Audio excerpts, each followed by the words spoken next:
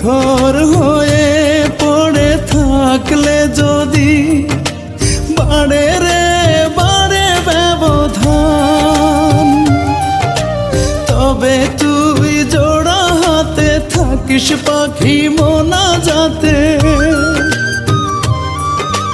তবে তুই জোড়া হাতে থাকিস পাখি মোনাজাতে।